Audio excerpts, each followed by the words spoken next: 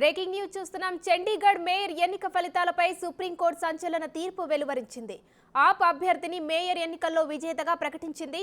అంతేకాదు ఓట్ల లెక్కింపులో రిటర్నింగ్ అధికారి తీరుపై ఆగ్రహం వ్యక్తం చేసింది. ఆయన ఉద్దేశపూర్వకంగానే బ్యాలెట్ పత్రాలను తారుమారు చేశారని మండిపడింది. ఓట్ల లెక్కింపులో బీజేపీకి అనుకూలంగా వ్యవహరించారని ఆప్ కౌన్సిలర్ వేసిన పిటిషన్పై సుప్రీంకోర్టు విచారణ చేపట్టింది.